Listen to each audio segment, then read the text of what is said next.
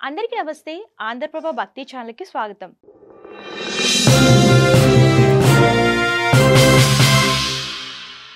ప్రతి ఒక్కరి జీవితంలో దేవుడి ఆరాధనకు ముఖ్యమైన స్థానం ఉంది. దేవుని గురించి అందరికీ వేరు ఆలోచనలు ఉంటాయి.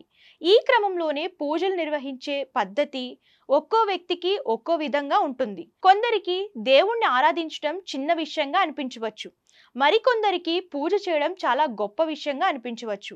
రోజు దేవుడికి పూజ చేయడం వలన జీవితంలో శాంతి, ఆనందం, ఆత్మవిశ్వాసం లభిస్తాయని నమ్ముతారు.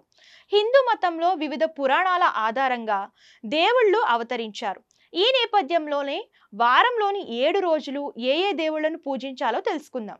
హిందూ మతం ప్రకారం సోమవారం శివుడికి అంకితం చేయబడిన రోజుగా పరిగణించబడుతుంది. సోమవారం రోజున శివుణ్ణి పూజిస్తారు. ఈ రోజున సమీపంలోని శివాలయానికి వెళ్ళి శివయ్యను సందర్శించి అభిషేకం చేసి పూజాది కార్యక్రమాలు నిర్వహిస్తారు. ఆయన అనుగ్రహం లభిస్తుందని నమ్ముతారు.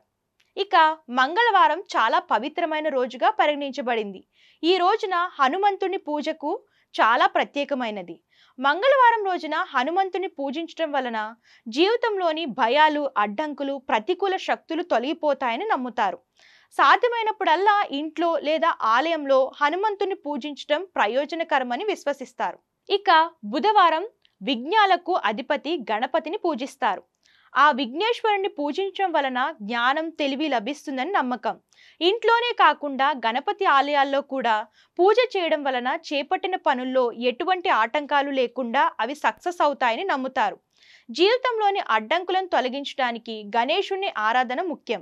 అలాగే గురువారం విష్ణువు రోజుగా పరిగణించబడుతుంది. విష్ణువును ఆరాధించే వారికి సామరస్యం, స్థిరత్వం, ఆధ్యాత్మిక వృద్ధికి మార్గాన్ని చూపిస్తాడని విశ్వాసం. ఆ తరువాత శుక్రవారం అమ్మవారి ఆరాధనకు అంకితం చేయబడిన రోజు. ఈ రోజున లక్ష్మీదేవి లేదా దుర్గాదేవిని పూజించడం వలన గొప్ప ఫలితాలు లభిస్తాయని నమ్మకం. అనంతరం శనివారం, ఈ రోజు శనీశ్వరుడికి అంకితం చేయబడింది. ఈ రోజున శ్రీ వెంకటేశ్వర స్వామిని కూడా పూజిస్తారు. అయితే దేవాలయాల్లో నవగ్రహాలు ఉన్న మందిరంలో పూజ చేయడం, నువ్వుల దీపం వెలిగించడం వలన శనీశ్వరుడి అనుగ్రహం లభిస్తుందని భక్తుల నమ్మకం. చివరిగా ఆదివారం, వారంలో మొదటి రోజుగా పరిగణించబడే ఆదివారం ప్రత్యేక దైవం సూర్య భగవానుడికి అంకితం చేయబడింది. సూర్యుడిని పూజించే వారికి మంచి ఆరోగ్యం కలుగుతుందని విశ్వాసం.